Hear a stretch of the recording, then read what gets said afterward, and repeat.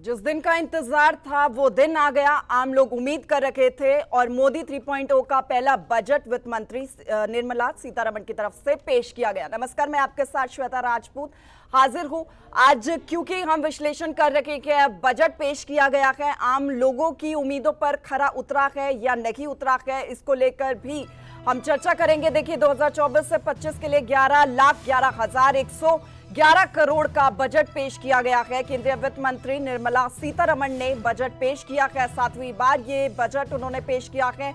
गरीबों, महिलाओं, युवाओं और किसानों पर आधारित ये बजट पेश किया गया है।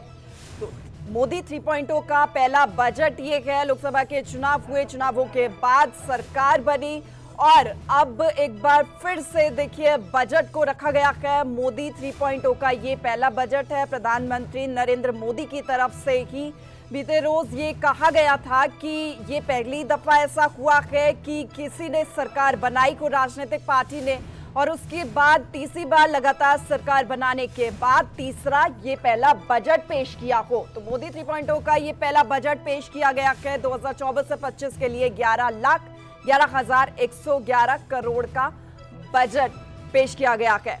कहा कि विकसित भारत बनाने के लक्ष्य के ही लिहाज से इस बजट को पेश किया गया है। आर्थिक विकास को नई गति मिलेगी। प्रधानमंत्री ने कहा अपने संबोधन में, इस बजट से रोजगार के करोड़ों आयाम बनेंगे और युवाओं को नौकरी के अवसर भी मिलेंगे। ये भी प्रधानमंत्री की तरफ से कहा गया कि गरीबों, महिलाओं, युवाओं के साथ साथ किसानों को ध्यान में रखते हुए ही इस बजट को रखा गया है।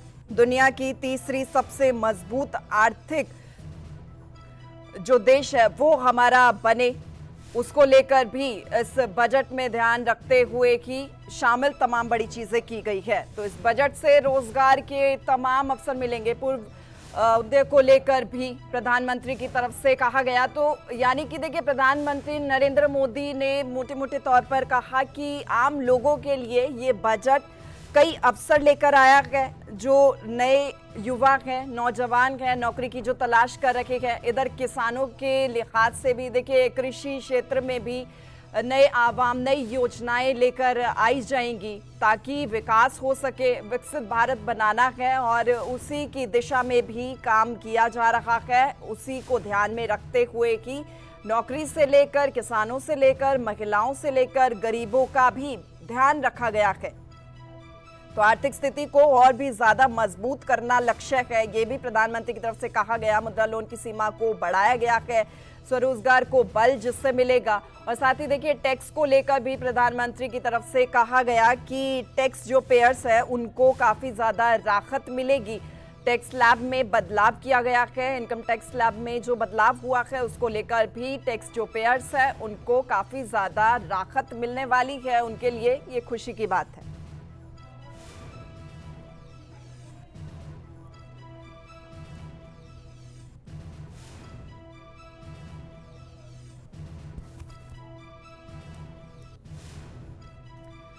तो मोदी 3.0 का ये पहला बजट पेश हुआ है। बजट पर ही हम चर्चा कर लेते हैं और इसको समझने की कोशिश भी करते हैं। आपको भी हम आसान शब्दों में समझाते हैं। एक्सपर्ट्स का पैनल हमारे साथ जुड़ा हुआ है। सीए अमित गुप्ता हमारे साथ, एक्स चेयरमैन हैं आईसीएआई के। जीएन मंगला जी हैं, president GIA Gurugram industry association के। संजय गुप्ता इकोनॉमिस्ट हैं, चार्टेड अकाउंटेंट हैं। साथ ही आरसी गोयल इकोनॉमिस्ट हैं। हमारे साथ एक्सपर्ट्स का ये पैनल है जो आपको आसान शब्दों में समझाएगा कि आखिर बजट के क्या महत्व हैं और आपको कितना फायदा इस बजट से होने वाला है। देखिए संजय गुप्ता जी, सबसे पहले मैं आप सभी का स्वागत करती हूँ। आपसे सबसे पहला सवाल, कितना राहत भरा ये बजट, आप किस तरीके से देखते हैं? बजट में कई चीज़ों को ध्यान में रखते हुए की बड़ी घोषणाएं की गई है वित्त मंत्री की तरफ से, आप एक आसान सी लैंग्वेज में समझाइए दर्शकों को। बजट के अंदर मोदी 3.0 गवर्नमेंट ने अपना कंप्लीट विजन जो है वो सामने रखा है कि वो 5 साल के अंदर क्या करने जा रहे हैं। जितनी उन्होंने घोषणाएं इसके अंदर की हैं वो लॉन्ग टर्म को देखते हुए करी हैं, चाहे वो एम्प्लॉयमेंट स्कीम हो, चाहे वो इंफ्रा के ऊपर उन्होंने 11,11,000 करोड़ रुपए का जो एक्सपेंडिचर का बजट रखा है वो भी अपने आप में काफ़ी बेहतर है। उन्होंने इसके साथ साथ 9 सिद्धांत जो हैं उनका जिक्र किया। जैसे आपने पहले भी पढ़ा होगा, पंचशील के एक बार सिद्धांत आए थे नेहरू जी के समय के अंदर। इस वक्त उन्होंने 9 सिद्धांत इस बजट के अंदर दिए हैं, जिन 9 दिशाओं के ऊपर उन्होंने बजट में काम करने की कोशिश करी है।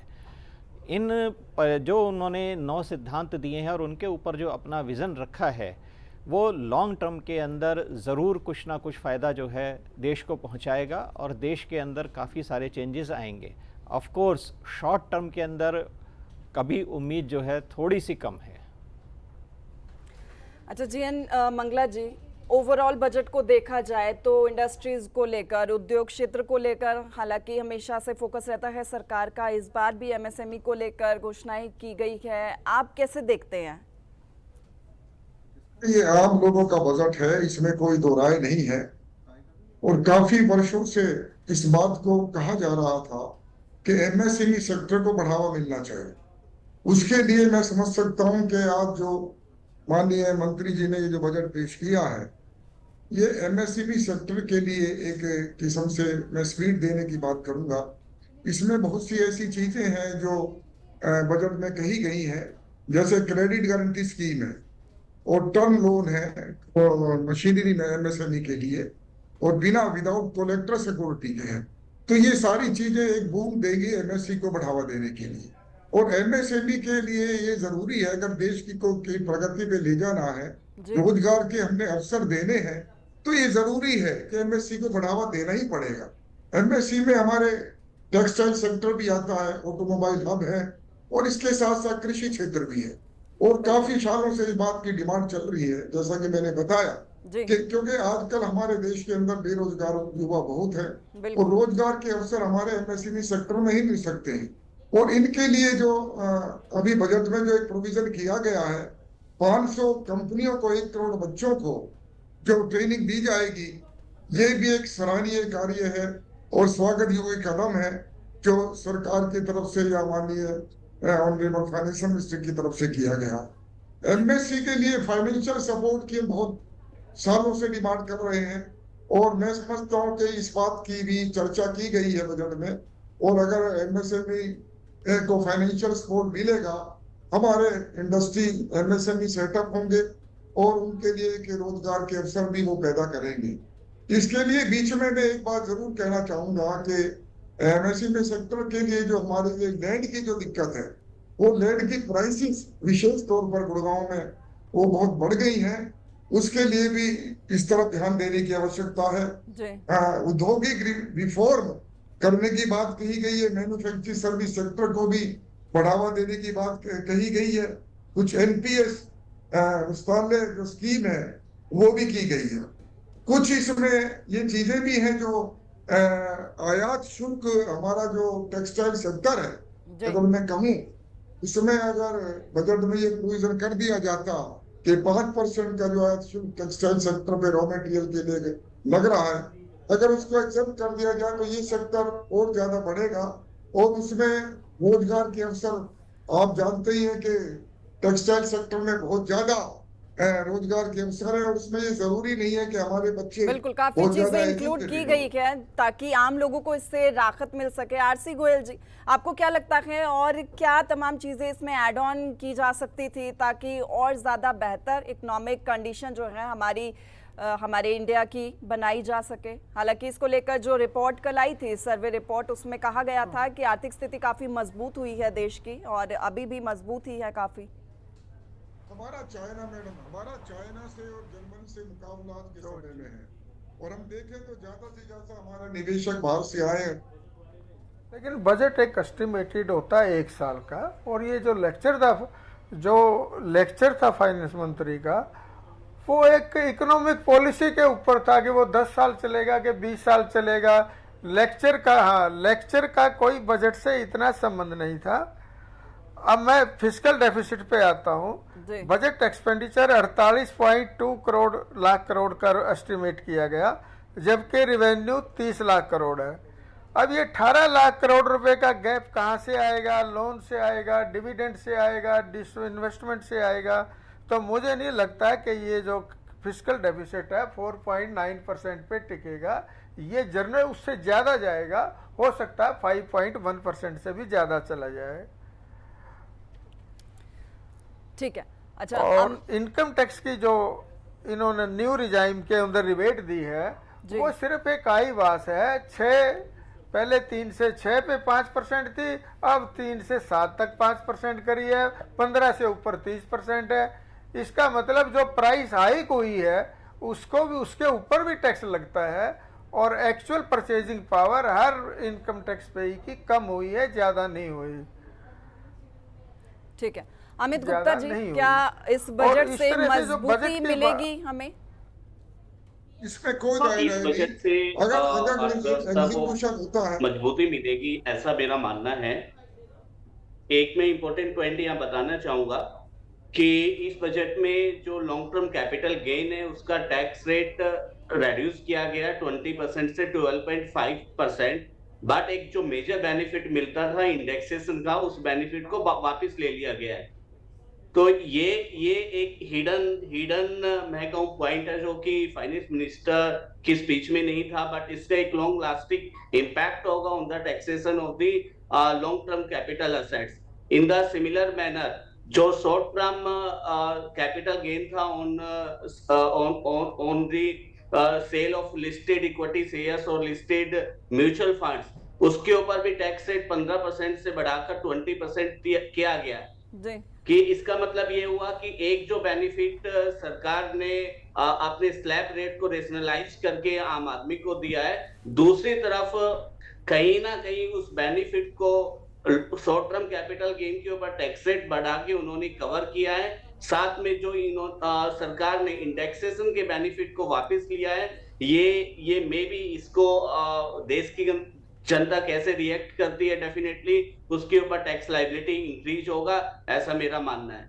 सेकंड, गवर्नमेंट ने टीडीएस के प्रोविजंस में भी काफी रिलैक्सेशन किया है कि जब प्रोसिक्यूशन प्रोविजंस थे उनके ऊपर इंडस्ट्री को रिलैक्स किया है कि अगर उसे कोई डिले हो जाता है और एक timely with in the timelines उस टीडीएस की पेमेंट कर देते हैं, तो पहले जो प्रोसिक्यूशन के प्रोविजंस थे वो अब एप्लीकेबल नहीं होंगे। This is a welcome step for the whole the industry. इसके अलावा हमने जैसे पहले भी डिस्कस किया कि corporate tax for foreign company वो 40% से रिड्यूस करके 35% किया गया है। उसका देश के इंफ्रा के डेवलपमेंट में, इकोनॉमी के डेवलपमेंट में मेजर इम्पैक्ट होगा। लिटिगेशन को खत्म करने के लिए विवाद से विश्वास स्कीम सरकार लाने जा रही है, और विवाद से विश्वास स्कीम 2024। तो सरकार का भी एक, यानी काफी चीजों को ध्यान में रखा गया है। अच्छा संजय गुप्ता जी, देखिए ग्लोबल मैन्युफैक्चरिंग हब बनाने की बात प्रधानमंत्री नरेंद्र मोदी की तरफ से की गई है, उससे कितना फायदा होगा देश को? देखिए, ग्लोबल मैन्युफैक्चरिंग हब बनाने के लिए सरकार काफ़ी समय से प्रयासरत है। अभी कुछ समय पहले product link incentive scheme PLI scheme आई थी, जिसके अंदर 14 मेजर इंडस्ट्रीज़ को शामिल किया गया था। और अभी लास्ट जनवरी के अंदर, जो अभी जनवरी गया, उसमें गवर्नमेंट की तरफ से एक प्रेस रिलीज़ आई थी कि उसके अंदर 1 लाख करोड़ रुपए का जो इन्वेस्टमेंट है उसे सैंक्शन किया गया है। और उनका ये एस्टीमेट था कि इससे 3 लाख करोड़ रुपए की टर्नओवर आएगी और करीब करीब 6 लाख के आसपास जो है वो अपना एम्प्लॉयमेंट जनरेट होगी। लेकिन हमारी ये उम्मीद थी कि उसके अंदर जो भी इंडस्ट्री ली गई हैं वो बेसिकली हाई टेक इंडस्ट्रीज़ हैं, जिसके अंदर की लेबर इंटेंसिव काम नहीं है। हमारी ये उम्मीद थी कि इस बार जो है एटलीस्ट PLI स्कीम के अंदर 1 से 2 नई इंडस्ट्री लाई जाती, जिनके अंदर लेबर इंटेंसिव जो है वर्क होता, कि जिससे एम्प्लॉयमेंट ज़्यादा जनरेट हो। आपने 1 लाख करोड़ की इन्वेस्टमेंट पे खाली 6 लाख का एम्प्लॉयमेंट जो है वो जनरेट किया। सेकेंडली, इसके अंदर जो प्रोसेस है, PLI अनडाउटेडली गवर्नमेंट की एक बहुत बढ़िया स्कीम है और बहुत बढ़िया थॉट प्रोसेस से आई है, लेकिन इसका इम्प्लीमेंटेशन इतना स्लो है कि गवर्नमेंट ने खुद एडमिट किया है कि 4,400 कुछ करोड़ रुपए का जो है, उसी प्रेस रिलीज में मेंशन था कि 4400 करोड़ रुपए का खाली इंसेंटिव्स जो हैं उस स्कीम के अंदर डिसबर्स किए गए। ये बड़ा मिनिक्यूल अमाउंट है, इससे इंडस्ट्रीज़ का डिले हो रहा है। सेकेंडली, उस स्कीम के अंदर जो अप्रूवल का प्रोसेस है, हमें ये उम्मीद थी कि इस बार कुछ अप्रूवल के प्रोसेसेस को वो स्लो डाउन करेंगे और कुछ उन्हें फास्टर मोड के ऊपर ले जाएंगे, लेकिन ऐसा कोई भी मेंशन जो है वित्त मंत्री महोदया ने अपने विजन स्टेटमेंट में नहीं किया है। जब तक वो उसके अप्रूवल प्रोसेस को फास्ट ट्रैक नहीं करेंगे तो वो इंडस्ट्री हब जो है वो किस तरीके से क्रिएट हो पाएगा। सेकेंडली मैं टच करता हूँ आपके एमएसएमई पार्ट को। हमारे मित्र ने बिल्कुल ठीक कहा कि एमएसएमई के बारे में बहुत सारी घोषणाएं जो हैं इस हमारे बजट के अंदर की गई हैं, जिसके अंदर क्रेडिट गारंटी स्कीम है और विदाउट कोलेट्रल के आपको लोन मिल सकता है। मैं आपका ध्यान 2 से 3 चीज़ों की तरफ ले जाना चाहता हूं। सबसे पहला जो सबसे बड़ा इशू अभी रिसेंट में चल रहा था वो इनकम टैक्स की एक धारा थी 43BH, जिसके अंदर एमएसएमई को 45 दिन की पेमेंट के ऊपर जो इशू लगातार चल रहा था। गवर्नमेंट अपनी तरफ से इस धारा को इसलिए लाई थी कि ताकि एमएसएमई को फ़ायदा मिल सके और उनकी पेमेंट्स जो हैं जल्दी रिलीज़ हो सकें। लेकिन इसका एक नेगेटिव इम्पैक्ट काफ़ी ट्रेड्स के ऊपर आया, पर्टिकुलरली जो गारमेंट का ट्रेड्स था, कपड़े का ट्रेड है, जिन ट्रेड्स के अंदर नॉर्मल जो बिज़नेस कंडीशंस हैं वो 6 से 12 महीने के जो है पेमेंट साइकिल्स हो जाती हैं, उसके अंदर इनको कंप्लाई करना नेक्स्ट टू इम्पॉसिबल हो गया था। इधर वित्त मंत्री जी ने भी ये ऐसा हिंट दिया था कि इसके ऊपर कुछ रिलैक्सेशन जो है बजट के अंदर आएगा ताकि इंडस्ट्री जो है वो सस्टेन कर सके। लेकिन अनफॉर्चुनेटली उस धारा को वित्त मंत्री जी ने अपने इस बजट के अंदर टच नहीं किया है। सेकेंडली जो क्रेडिट गारंटी स्कीम और जो विदाउट कोलेट्रल के जो लोन्स की अवेलेबिलिटी है वो जहाँ तक हमने अपने एक्सपीरियंस से महसूस किया है वो विदाउट कोलेट्रल के बैंक जो हैं बड़े ही हेजिटेंट रहते हैं इस स्कीम के अंदर लोन्स देने के। मेरी आपकी चैनल के माध्यम से वित्त मंत्री जी से प्रार्थना है कि उसे एक्सपेडाइट करने के लिए बैंक्स के अंदर एक स्पेशल सेल बनाई जाए ताकि वो रियल बेनिफिट जो है वो एमएसएमई सेक्टर को मिल सके।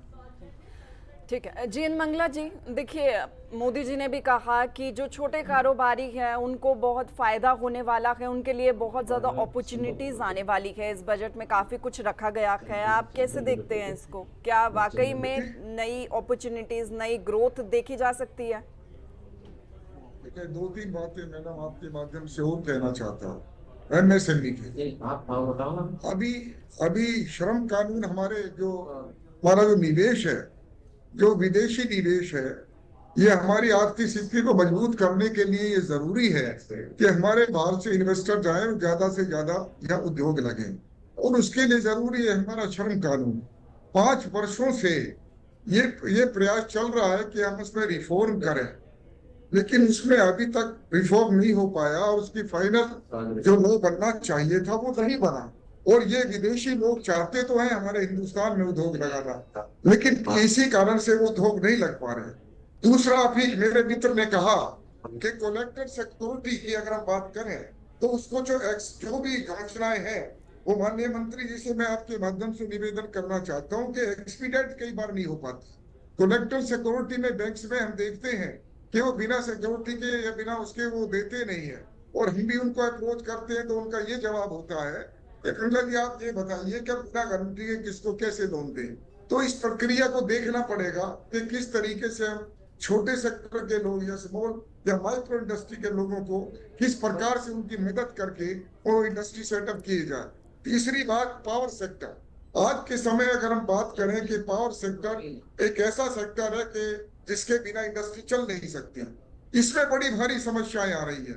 और पावर सेक्टर में जैसा कि अभी माननीय मंत्री जी ने शायद उसमें कुछ बजट में प्रोविजन भी किया है, भिन्न राज्यों में वो इंफ्रास्ट्रक्चर के लिए या पावर सेक्टर के लिए या दूसरे सेक्टर के लिए कितना पैसा कब जाएगा, किस तरीके से वो लगेगा, वो सबसे महत्वपूर्ण है कि उसका इसका इम्प्लीमेंटेशन किस प्रकार से होगा। ये आपके माध्यम से मैं निवेदन करना चाहता हूँ कि जो घोषणाएं हो उसका इम्प्लीमेंटेशन हो, जिसकी वजह से वो सारे के सारे जो कार्यक्रम है हमारे लागू हो सके और उनको एमएसएमई सेक्टर को या माइक्रो को या मीडियम जो हमारे इंटरप्राइजेज हैं उनको ये लाभ मिल सके। जी अच्छा, आरसी गोयल जी, देखिए ई कॉमर्स के लिए, एक्सपोर्ट्स हब के लिए बहुत नई अपॉर्चुनिटीज आने वाली है, तो इससे कितनी स्थिति और ज्यादा मजबूत होगी देश की? मैं आपको 2 लाइन में बताता हूँ। जैसे ये मैन्युफैक्चरिंग हब बनाने की बात करते हैं, उसमें प्रोडक्शन होता है और प्रोडक्शन तभी होगा जब उसका कंजम्पशन होगा। इस बजट में परचेजिंग पावर कम की गई है। अगर इंडस्ट्री डेवलप कैसे हो सकती है जिसका बनाए हुआ माल बिकेगा ही नहीं, तो उसका उस बनाने का फायदा क्या है? प्रोडक्शन तो कोई भी कर सकता है, बात तो कंजम्पशन करने की है। जब तक उसका कंजम्पशन नहीं होगा कोई इंडस्ट्रियल हब चलेगा नहीं। ये सारी पेपर वाली बात है। गरीब आदमी की परचेजिंग पावर नहीं होती, मिडिल इनकम ग्रुप की परचेजिंग पावर इन्होंने कम करी है, तो कंजम्पशन बढ़ने का क्वेश्चन अराइज नहीं होता। तो कोई भी इंसेंटिव दे लो, एमएसएमई को दे लो, इंडस्ट्री को दे लो, कोई प्रोडक्शन बिकने वाला नहीं है और उसे कोई भी चलने वाली नहीं है। लोन भी बैंक का फेल हो जाएगा। तो सबसे पहले ये चाहिए कि कंजम्पशन इंक्रीज करें किसी तरह से, इंडस्ट्री अपने आप आ जाएगी, मैन्युफैक्चरिंग अब अपने आप बन जाएगा। जी ठीक है। अमित गुप्ता जी, देखिए टैक्स को तो लेकर जहां तक ये बजट है, मुझे नहीं लगता कि ओवरऑल राउंड में जी ठीक है। अमित गुप्ता ये जी, बजट देखिए जो टैक्स है को बहुत- लेकर बार बार सरकार की तरफ से भी कहा जाता है कि टैक्स को लेकर विचार कर रखे हैं। प्रधानमंत्री ने खुद अभी कहा भी, हमने ये बड़ा फैसला लिया है क्योंकि टैक्स को लेकर आमजन बहुत परेशान हो जाता है और इसी फैसले को लेकर देखिए इस बार बढ़ाया गया है, जो 3 से लेकर 6 पहले थी सीमा, अब 7 की गई है। कहीं ना कहीं बहुत बड़ी राहत मिडिल क्लास फैमिली को जरूर मिलने वाली है। आपसे बिल्कुल एग्री करता हूँ कि टैक्स को लेके जो रिलैक्सेशन दिया गया है वो एक काफी अच्छा रिलैक्सेशन है। जैसे कि मैंने पहले भी बताया था आपको कि आप अप टू 15.75 लाख रुपए of income tax liability is only 1,40,000 रुपए, जो कि लगभग 8% टैक्स लाइबिलिटी बनती है। तो 8% टैक्स लाइबिलिटी एक रीजनेबल टैक्स लाइबिलिटी है। अगर कोई भी टैक्स पेयर मंथली 1,25,000 से 1,30,000 रुपए कमा रहा है, उसको लगभग 12,000 रुपए पर मंथ का टैक्स पे करना है। तो इससे एक तो बेनिफिट ये होगा कि जो tax payer genuine tax payer है, उसको जेन्युइन वे में टैक्स पे करने में आसानी होगी। वो कोई भी ऐसा मींस अडॉप्ट नहीं करना चाहेगा कि जिसके द्वारा कंट्री को भी लॉस हो, उसको भी कहीं ना कहीं लॉस हो। सेकंड, मैं कहना चाहूंगा इसमें टैक्स लाइबिलिटी को लेके जो गवर्नमेंट ने कैपिटल गेन के ऊपर टैक्सेशन के सिस्टम को चेंज किया है, जो आपका इंडेक्सेशन का सिस्टम था वो विड्रॉ किया गया है, उसका एक लॉन्ग लास्टिंग इंपैक्ट होगा। मैं सिंपल सा एग्जांपल देता हूं कि अगर किसी ने 2010 में 1 करोड़ रुपए की प्रॉपर्टी सेल की और आज वो 1.5 करोड़ रुपए में बेच रहा है, तो अगर मेरा पुराना सिस्टम कंटिन्यू रहता तो मुझे उसके ऊपर आज की डेट में कोई टैक्स पे नहीं करना था। बट क्योंकि इंडेक्सेशन के बेनिफिट को हटा दिया गया है, तो 50 लाख रुपए का कैपिटल गेन होगा और उस गेन के ऊपर मुझे 12.5% का टैक्स पे करना होगा। तो this is the major concern now. Further जो इक्विटी के ऊपर शॉर्ट टर्म कैपिटल गेन है, इक्विटी ओरिएंटेड म्यूचुअल फंड्स के ऊपर शॉर्ट टर्म कैपिटल गेन है, जो कि 15% था, वो भी इंक्रीज होके 20% हो गया। तो अगर मैं इन सब चीजों को समराइज करूं तो गवर्नमेंट ने एक तरफ जो मिडिल मैन है उसको बेनिफिट भी दिया है in terms of increasing in terms of rationalising the tax slab. On the other hand, अगर वो कहीं भी इन्वेस्टमेंट कर रहा है, इक्विटी में कर रहा है, स्टॉक में कर रहा है, म्यूचुअल फंड्स में कर रहा है, प्रॉपर्टी में कर रहा है, तो वहां उसकी डेफिनेटली टैक्स लायबिलिटी इंक्रीज हुआ है। ठीक है। संजय गुप्ता जी कुछ ऐड ऑन भी करना चाहते हैं इसमें, और साथ ही आपसे मेरा ये भी सवाल है, जो स्टार्टअप्स होते हैं इनोवेशंस को लेकर भी प्रधानमंत्री की तरफ से भी कहा है कि उनको बहुत बड़ी अब अपॉर्चुनिटी मिलने वाली है। देखिए विकसित भारत को लेकर बार बार दावा किया जा रहा था कि हम भारत को विकसित बनाएंगे और उसी दिशा में काम हो रहा है। अब जो नए स्टार्टअप्स होते हैं उनको पहले लोन को लेकर चिंता होती है, काम किस तरीके से आगे करना है, ये तमाम जो चिंताएं हैं क्या इस बजट से दूर होंगी अब इनकी? देखिए, पहले तो मैं थोड़ा सा अमित जी का जो कैपिटल गेंस स्ट्रक्चर है उसमें थोड़ा सा ऐड करना चाहता हूँ। कैपिटल गेंस के अंदर जो शेयर मार्केट से रिलेटेड ट्रांजैक्शंस हैं, जिसके अंदर इक्विटी शेयर्स हैं लिस्टेड जिन पे एसटीटी पेड है, और उसके साथ जो इक्विटी लिंक जो मेजरली जिनके अंदर म्यूचुअल फंड्स हैं, उनमें अगर लॉन्ग टर्म कैपिटल गेन के ऊपर जो पहला टैक्स है वो गवर्नमेंट ने 10% से बढ़ा के 12.5% कर दिया है 1 साल की होल्डिंग के ऊपर। सेकेंडली अमित जी ने बिल्कुल करेक्ट कहा कि 20% का short term capital gain similar transaction के ऊपर 15% से 5% बढ़ाया है। बेसिकली जितनी शेयर मार्केट से रिलेटेड एसटीटी पेड ट्रांजैक्शंस हैं, उन दोनों ही ट्रांजैक्शंस के ऊपर गवर्नमेंट ने कोई रिलीफ किसी प्रकार की नहीं दी है और दोनों पे टैक्स के स्ट्रक्चर को उन्होंने इंक्रीज कर दिया है। सिर्फ एक रिलीफ हमें मिली है, वो ये रिलीफ मिली है कि पहले 1 लाख रुपए तक का जो कैपिटल गेन्स था, जो इक्विटी शेयर्स और म्यूचुअल फंड्स की सेल से होता था, उस लिमिट को गवर्नमेंट ने बढ़ा के 1,25,000 रुपया कर दिया है कि 1,25,000 का टैक्स जो है वो एग्जेम्प्ट रहेगा। आपने इन तीनों जो आपकी मेजर जो टैक्स में इम्पैक्ट आया है, उसका इम्पैक्ट आपने शेयर मार्केट में भी देख लिया है कि करीब करीब जब मैं सुबह चला था तो 1000 पॉइंट्स के करीब जो है मार्केट डाउन था लगातार। सेकेंडली आपने स्टार्टअप की बात करी और स्टार्टअप के लिए गवर्नमेंट का बहुत ज़्यादा फोकस भी रहता है कि हमें स्टार्टअप्स को बढ़ावा देना है। और सरकार ने जो कल इकोनॉमिक सर्वे पेश किया है उसके अंदर मेंशन भी किया है कि जो हमारी आईपीआरस की जो अपना आईपीआर की जो एप्लीकेशंस हैं उसके अंदर सब्सटेंशियल जंप आया है। आईपीआर का मतलब इनोवेशंस या इन्वेंशंस आप समझ सकते हैं।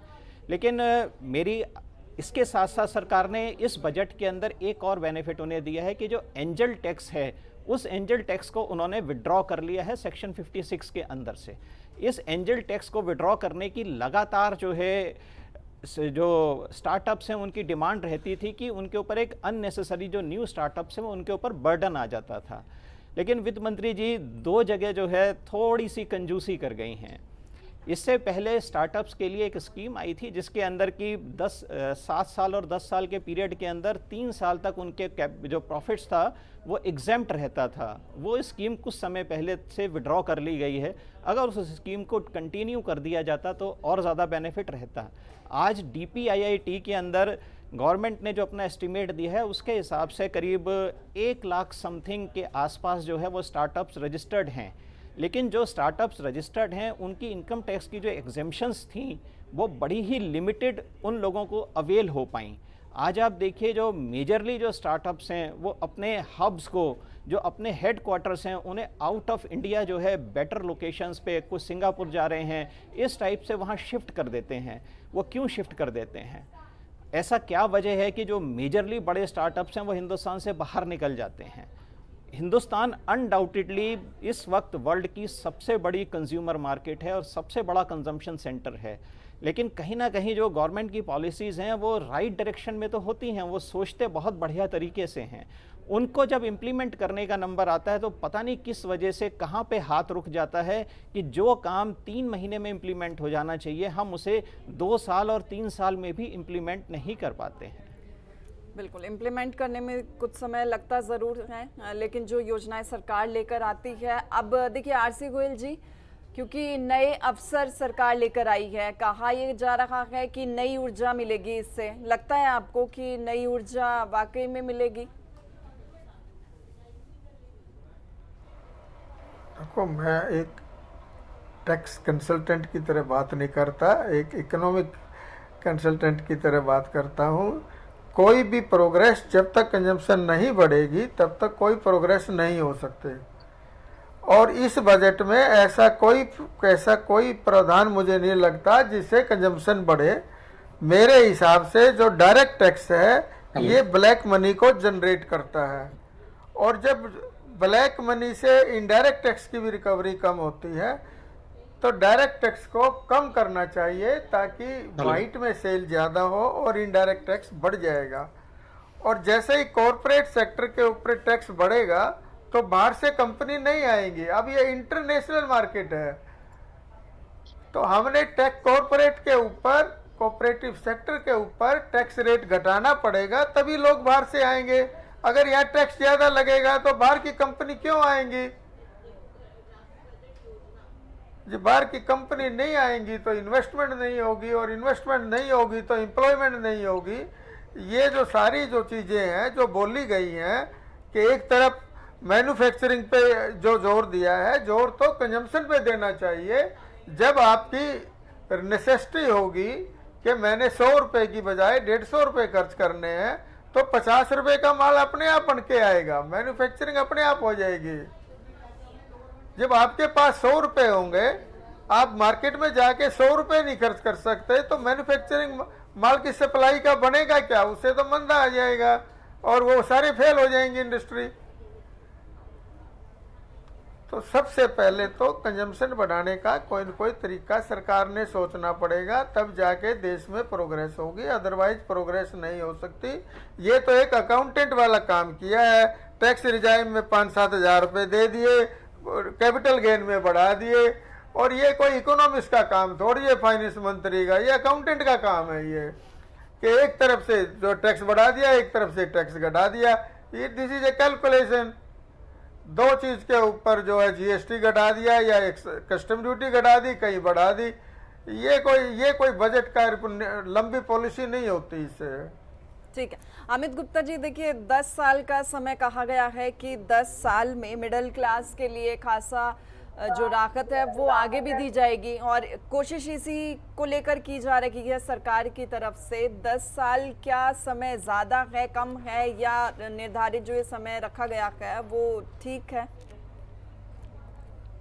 जो 10 साल का समय ये मुझे लगता है कि समय थोड़ा सा ज्यादा है। अगर ये कोशिश की जाती कि 7 से 8 साल में ये सब चीजें हो जाती तो ज्यादा अच्छा रहता। आम लोगों के लिए तो टैक्स को लेकर कटौती की ही जा रही है, क्योंकि समस्या सबसे बड़ी रहती है आम लोगों की। ये तो सरकार ने एक लक्ष्य रखा है कि 10 साल में लगातार राहत दी जाएगी। हम ऐसी उम्मीद कर सकते हैं कि माननीय वित्त मंत्री जी ने कहा है कि अगर वो ये जो राहत है टैक्स में वो रेगुलर जारी रहेगी तो it will be a welcome step. जी ठीक है, सतीश अरोड़ा जी भी हमारे साथ जुड़े हैं, आईटी एक्सपर्ट हैं। सर बहुत स्वागत है आपका। बजट आया है, आप कैसे देखते हैं इस बजट को, कितना फायदा आईटी हब के लिए?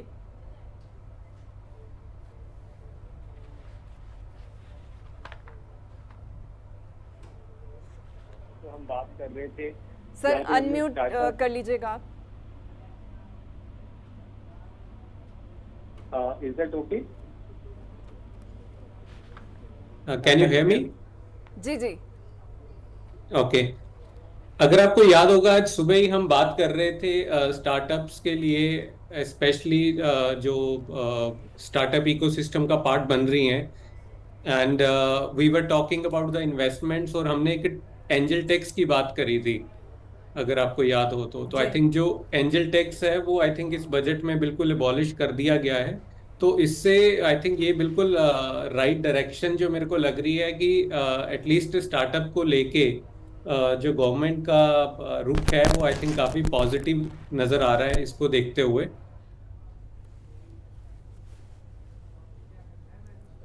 जी अच्छा, संजय गुप्ता जी आपसे मेरा सवाल, देखिए प्रधानमंत्री की तरफ से भी कहा गया कि दुनिया की तीसरी सबसे मजबूत ताकत बनाने के लिए हम ये बजट लेकर आए हैं, क्योंकि 2047 तक विकसित भारत बनाना है। क्या उस लिहाज से हम देखते हैं तो मोटे मोटे तौर पर मजबूती मिलने वाली है? देखिए, अगर हम कल का जो इकोनॉमिक सर्वे आया है और इससे पहले जो इंडियन इकोनॉमी 2024 का जनवरी के अंदर एक विज़न आया था, अगर हम उन दोनों विज़न को आपस में कंपेयर करें तो जो करंट फाइनेंशियल ईयर जो FY24 है उसका जो जीडीपी है वो करीब करीब 8% ग्रोथ जो है वो एस्टिमेट किया गया है, और जो करंट फाइनेंशियल ईयर 25 के लिए जिसका बजट आ रहा है वो 6.5 to 7% किया है। डाउन द लाइन उन्होंने कंजर्वेटिव एस्टिमेट दिया है, ऐसा इकोनॉमिक एडवाइज़र ने अपनी रिपोर्ट के अंदर मेंशन किया है। लेकिन अगर आप दूसरी चीज़ देखें, दो कंसेप्ट होते हैं, एक जीडीपी का है और एक जीवीए है, ग्रॉस वैल्यू एडिशन। जो जीवीए है वो एक बेटर इंडिकेटर होता है जीडीपी के मुकाबले। जीवीए के अंदर हम जो टैक्सेस है, इनडायरेक्ट टैक्सेस है, उसका इम्पैक्ट भी हटा देते हैं और उसके साथ जो सब्सिडीज़ का इम्पैक्ट है उसे हम ऐड कर देते हैं जीडीपी के अंदर। वो 1% डाउन है, 7% के पास आया है। और थर्डली इस रिपोर्ट के अंदर जो प्राइवेट जो कंजम्पशन है जिसके बारे में लगातार गोयल साहब कह रहे हैं, उसका मेंशन है कि 4% का। तो कहीं ना कहीं ये फिगर्स जो हैं इतनी ज़्यादा मिसमैच्ड हैं। अगर आप 1% के डिफरेंस पे जाते हैं तो अरबों खरबों रुपए का अंतर जो है वो जीडीपी और एक्चुअल वर्किंग के अंदर आ जाता है। यानी जीडीपी के अंदर जब टैक्स का कंटेंट जो है ज़्यादा जुड़ जाएगा तो जीडीपी हायर हो गया। अब हम उस टैक्स के कंटेंट को कम करते हैं तो इसका मतलब ये है कि जो एक्चुअल पोजीशंस है वहाँ पे हम स्टैंड कर रहे हैं। अब सेकंड इशू आया कि हमें कंजम्पशंस को कैसे इंक्रीज करना है। अभी गोयल साहब ने कई चीज़ों का मेंशन किया कि जब तक कंजम्पशन नहीं बढ़ती, अनडाउटेडली जब तक कंजम्पशन नहीं बढ़ेगी तब तक इकोनॉमी के अंदर जो है ग्रोथ नहीं आ सकती। अभी कुछ समय पहले सरकार का ये कहना था कि हमारा जो जीएसटी कलेक्शन है वो लगातार बढ़ रहा है और अनडाउटेडली वो बढ़ रहा है। इंसिडेंटली जो लास्ट मंथ गया है उसके अंदर जो मंथ टू मंथ और ईयर टू ईयर की जो ग्रोथ थी उसके अंदर डिक्लाइन आया है। देखिए टैक्सेस जो है हमेशा उसी ग्रोथ रेट से नहीं बढ़ सकते हैं जिस ग्रोथ रेट से गवर्नमेंट एस्टिमेट कर रही है या जो पास्ट प्रैक्टिसेस के ऊपर रहे हैं। अब उसके बढ़ने के मतलब से गवर्नमेंट ये कहती है कि ये कंजम्पशन टैक्स है तो कंजम्पशन बढ़ रहा है, लेकिन वो एक गुड इंडिकेटर नहीं है।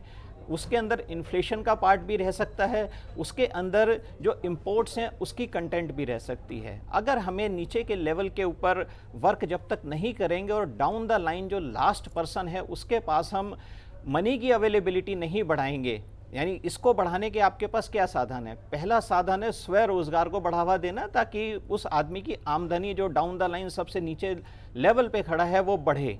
सेकेंडली जैसे मनरेगा स्कीम थी, मनरेगा स्कीम के अंदर हम उम्मीद करते थे कि कोई ना कोई इस बजट के अंदर अनाउंसमेंट होगी, उसमें एलोकेशंस को बढ़ाया जाएगा या वेजेस को बढ़ाया जाएगा, लेकिन इस बार भी हमारी वित्त मंत्री जी साइलेंट रही हैं, जबकि पिछली बार बजट के अंदर उन्होंने उसका कुछ मेंशन किया था। मनरेगा एक ऐसा प्रोग्राम है जिसके अंदर एसेट क्रिएशन होती है और एसेट क्रिएशन को गवर्नमेंट इस बार प्रॉपर टैग कर रही है पिछले 2-3 साल से। उससे जो रूरल इकोनॉमी है वहाँ पे जो लास्ट पर्सन है उसके पास कलेक्शन आती है। अब आप देखिए कंजम्पशन की स्टोरी पे आप जाते हैं तो कहीं ना कहीं आप जितनी भी एफएमसीजी की कंपनी हैं अगर उनका ग्रोथ चार्ट देखें, जो मेरे भाई शेयर मार्केट को थोड़ा भी फॉलो करते हैं, तो उनके अंदर जो सिक्वेंशियल ग्रोथ आ रही है वो ग्रोथ टर्नओवर की और कंपनीज के मुकाबले कम आ रही है। तो अनडाउटेडली कंजम्पशन कहीं ना कहीं इफेक्टेड है। इस बार वित्त मंत्री जी ने कोशिश करी है कि जो 17,500 की जो टैक्स न्यू टैक्स रिजाइम के अंदर एक ऑफर दिया है सबके पास में, जो करीब करीब समझिए कि जहां पे 12 लाख रुपए तक की इनकम है वहां पे ये बेनिफिट आएगा, तो वो अनडाउटेडली एक अच्छा प्रयास है कि जो इन हैंड मनी है उसको इंक्रीज करने का। एक जो इस बार गवर्नमेंट ने एम्प्लॉयमेंट इंसेंटिव स्कीम लाई है जिसके अंदर उन्होंने 3 बिंदु बनाए हैं। पहला बिंदु अभी हमारे प्रधानमंत्री ने भी जिक्र किया कि जो पहली बार एम्प्लॉय होगा उसकी जो पहली तनख्वाह है वो सरकार देगी। उसके साथ सिर्फ एक कंडीशन जुड़ी हुई है कि वो कंपनी या जो भी बिजनेस है वो ईपीएफओ में रजिस्टर्ड होना चाहिए, यानी एम्प्लॉय प्रोविडेंट फंड के अंदर। तो आप ये मान के चलिए जो कोई भी छोटा बिजनेस है या छोटा एमएसएमई है वो ईपीएफओ के अंदर जो है रजिस्ट्रेशन तक तो वो पहुंच ही नहीं पाता है, तो उसको इस स्कीम का बेनिफिट जो है बहुत कम मिल पाएगा। जो बड़ी कंपनीज़ हैं, जो मीडियम स्केल की कंपनीज़ हैं, उन्हीं को इसका फ़ायदा जो है वो मिलने की मुझे उम्मीद ज़्यादा लगती है। और एक तरफ जो अभी हमारे जैसे गोयल साहब जिक्र कर रहे थे फॉरेन इन्वेस्टमेंट का, अनडाउटेडली इस साल के अंदर गवर्नमेंट ने अपने इकोनॉमिक सर्वे में एडमिट किया है कि जो एफडीआई है, फॉरेन डायरेक्ट इन्वेस्टमेंट है, उसके अंदर करीब करीब 44% का डिक्लाइन आया है। और हमारे वित्त मंत्री जी ने अपनी स्कीम के अंदर डायरेक्टली इनडायरेक्टली एक चीज़ का जिक्र किया है कि हम एफडीआई के रूल्स और ओवरसीज इन्वेस्टमेंट के रूल्स इन दोनों को लिबरलाइज करेंगे। यानी इसका मतलब है कि सरकार ने इमीडिएटली जहां पर रिडक्शन आया है उस तरफ ध्यान देने का प्रयास किया है कि हम उसके अंदर कहीं ना कहीं अमेंडमेंट लाएं उन पॉलिसीज़ के अंदर ताकि एफडीआई को इम्प्रूव किया जा सके। लेकिन एक चीज़ आप मान के चलिए, खाली एफडीआई जो है वो एक ऐसा साधन नहीं है जो देश के अंदर मैन्युफैक्चरिंग कैपेसिटी बनाएगा। आप अगर गवर्नमेंट बारोइंग्स की तरफ जाते हैं, अनडाउटेडली गवर्नमेंट की बारोइंग्स जो है उनके इकोनॉमिक सर्वे के हिसाब से भी लास्ट ईयर के मुकाबले बढ़ी हैं। अराउंड 82% ऑफ द जीडीपी वो गवर्नमेंट बारोइंग्स हैं। और लेकिन गवर्नमेंट बारोइंग्स का जो मेजर चंक है, आपको सरप्राइज होगा जान के, वो डोमेस्टिक है। तो ये अपने आप में एक बहुत बड़ी बात है कि जो गवर्नमेंट की बारोइंग्स हैं वो किसी भी विदेशी करेंसी की मोहताज नहीं है कि वहाँ करेंसी की फ्लक्चुएशन हुई और आपका जो है यहाँ पे बजट बिगड़ गया। ये एक बहुत पॉजिटिव साइन है गवर्नमेंट बोरोइंग्स के लिए भी। लेकिन जो सबसे मुश्किल पॉइंट है वो ये है कि पूरी गवर्नमेंट का जो रेवेन्यू एक्सपेंडिचर है उसका 30% पोर्शन वो इंटरेस्ट पेमेंट में चला जाता है। तो अगर आप समझिए कि गवर्नमेंट के पास 100 रुपये रेवेन्यू एक्सपेंडिचर में खर्च करने के लिए थे, तो 30 रुपया तो जो है सीधा इंटरेस्ट में चला गया। बाकी 70 रुपया के ऊपर उन्हें अपनी स्टैब्लिशमेंट को भी मेंटेन करना है, उन्हें कैपेक्स भी करना है, उन्हें जो भी इंफ्रास्ट्रक्चर के लिए खर्चा भी करना है। एक चीज़ की तरफ मैं आपका ध्यान और दिलाना चाहता हूं कि जो गवर्नमेंट ने इंफ्रास्ट्रक्चर एक्सपेंडिचर का टारगेट रखा है वो लास्ट ईयर जो है उनका 9.5 लाख करोड़ रुपए का था। इस बार इनका टारगेट 11,11,111 करोड़ रुपए का रखा हुआ है। जो 9 लाख, आप ये मान के चलिए कि जो भी कंजम्पशन बढ़ता है या जो भी प्रोग्रेस इंडियन इकोनॉमी में आ रही है उसका जो मेजर चंक है वो गवर्नमेंट स्पेंडिंग से आ रहा था। ये गवर्नमेंट ने भी एडमिट किया है कि जो प्राइवेट इन्वेस्टमेंट है वो 2023 तक स्लगिश थी। ऐसा इकोनॉमिक सर्वे में भी मेंशन्ड है। स्लगिश का मतलब है कि प्राइवेट इन्वेस्टमेंट के पास कोई ऐसा इंसेंटिव नहीं था कि वो अपनी जो इन्वेस्टमेंट है उसको बूस्टअप करे या स्केल अप करे। अब इस बार गवर्नमेंट ने लिखा है कि जो 24 के अंदर जो है सर्टेनली उनके पास ऐसे इंडिकेटर्स हैं कि जो प्राइवेट इन्वेस्टमेंट है वो थोड़ा सा बढ़ रहा है पहले से, जो एक पॉजिटिव साइन है। बिल्कुल ठीक है। अमित गुप्ता जी, देखिए टैक्स रिड्यूस हुआ है, क्या आम लोगों को इससे क्या मिला है? आम लोगों को, जैसा कि मैंने पहले भी बताया है कि आम लोगों को टैक्स डेफिनेटली उनका कम हुआ है, एक बड़ी राहत है।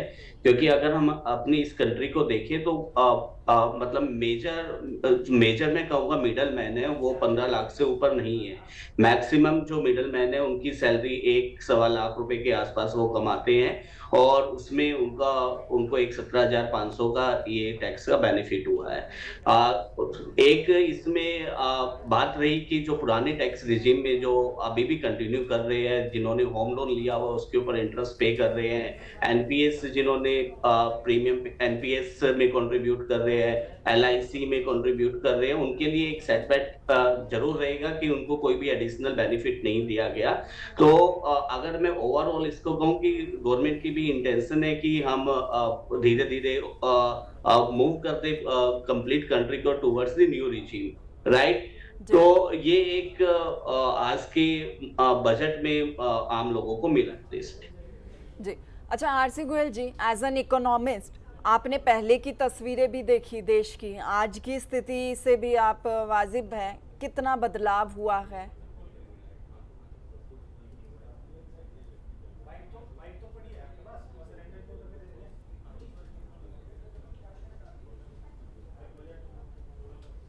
आरसी गोयल जी, आपको आवाज आ रही है मेरी? चलिए सतीश अरोड़ा जी से हम पूछ लेते हैं, आईटी एक्सपर्ट हैं वो। देखिए एमएसएमई को लेकर अनाउंसमेंट हुई, नई योजनाओं को लेकर भी वित्त मंत्री ने कहा, प्रधानमंत्री की तरफ से भी जानकारी दी गई। ऐसे में आईटी हब को कितना अब बदलने का प्रयास हो रहा है और कितना पहले के मुकाबले अब बदला जा चुका है? देखिए, जो पहले भी आप बात कर रहे थे, जो मॉर्निंग में हमारा बजट से पहले चल रहा था कि इसका जो इम्पैक्ट है वो कहाँ पे आएगा एग्जैक्टली। तो एक रीस्किलिंग वाला अगर आप एरिया देखें जिसमें एमएसएमईज के लिए आई थिंक एक बेनिफिट छुपा हुआ है, जो मेरे को लगता है कि एमएसएमईज उसका यूज करके बहुत ज़्यादा बेनिफिट ले सकते हैं। अपने एम्प्लॉयज़ को, अपने लेबर को एक राइट डायरेक्शन में देके और उनको रीस्किल करके, so they can always take the benefit of that skilling program. And IT के अंदर और स्टार्टअप्स के लिए I think there are lot of programs, specially on the side of product, on the side of technology and on the side of marketing and sales also. So lot of programs are being run by the government from which you can actually take the benefit. जी ठीक है, आप सभी का बहुत बहुत शुक्रिया। आपने इतने आसान शब्दों में समझाया दर्शकों को, बजट को लेकर भी हमने बातचीत की और दर्शकों तक विश्लेषण दिया हमने कि किस तरीके से आम लोगों को इस मोदी 3.0 से फायदा होने जा रहा है और लोगों के लिए कितना खास ये बजट है। फिलहाल हम आपको तमाम अपडेट देंगे, चर्चा भी करेंगे। एक छोटे से ब्रेक के लिए यहाँ पर रुकेंगे, आप बने रहिए, कहीं मत जाइएगा।